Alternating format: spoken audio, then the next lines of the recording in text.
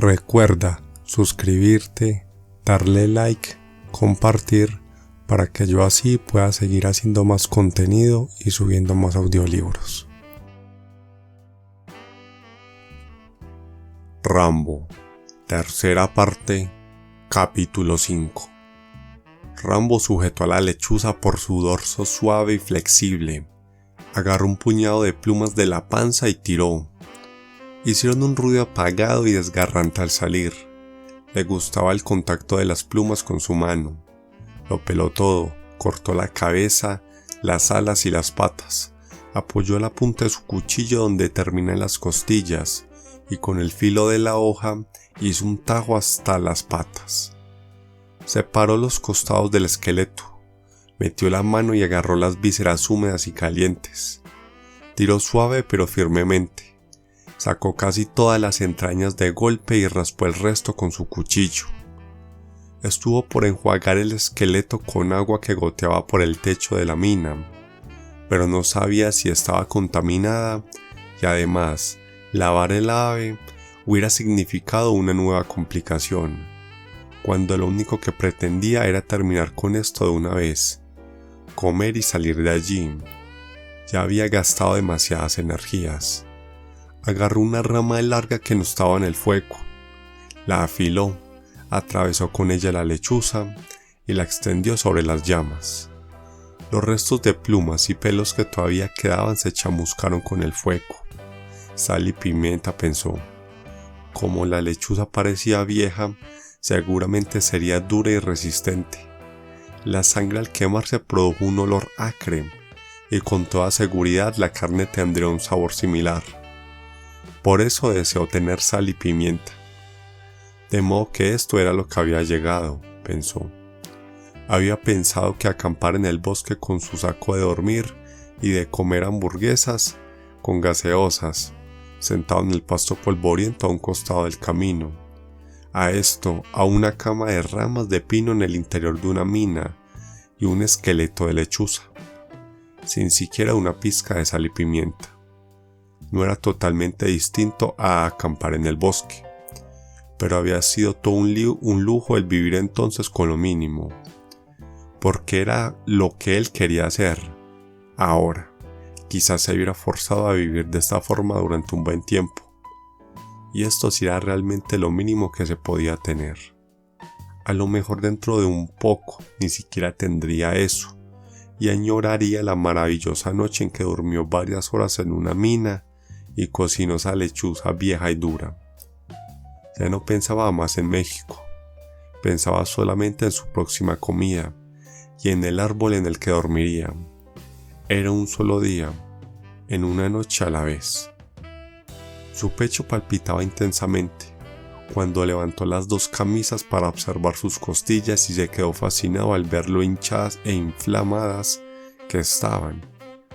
Pensó que era como si tuviera un tumor o algo parecido creciendo en su interior. Unas pocas horas más de descanso no le curarían. Por lo menos ya no se sentiría mareado. Era hora de ponerse en marcha.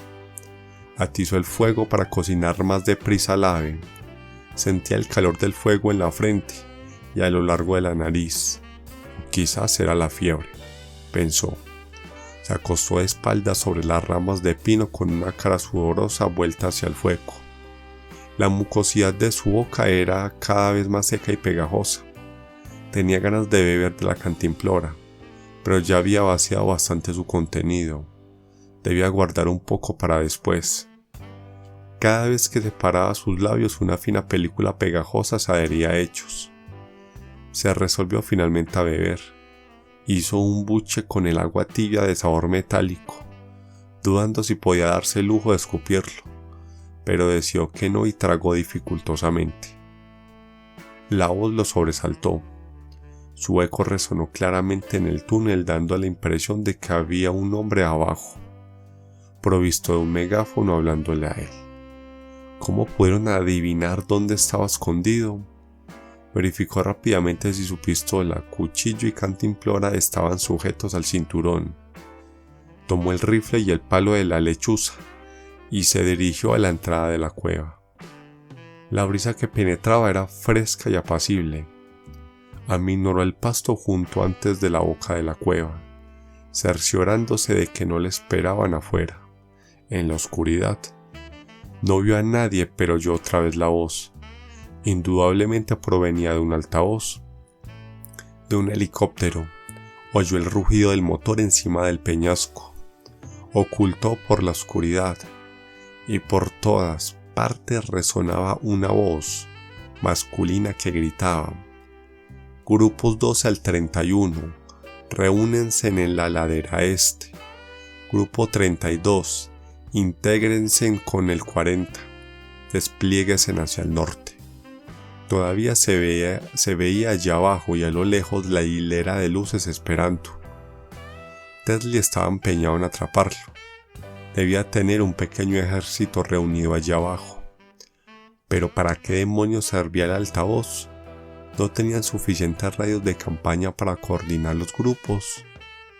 O quizás el objeto de este ruido era solamente ponerme nervioso, pensó, o asustarme, haciéndome saber cuántos son los que me buscan. A lo mejor es un truco y no hay nadie en el norte ni en el este. A lo mejor tienen solamente suficientes hombres como para cubrir el oeste y el sur. Rambo había oído un megáfono similar usado por las fuerzas especiales durante la guerra. Generalmente confundía al enemigo y los inducía a anticiparse a las acciones de las fuerzas especiales, moviéndose equivocadamente. Existía una regla opuesta. Cuando alguien trata de inducirnos a adivinar sus movimientos, hay que abstenerse de hacerlo.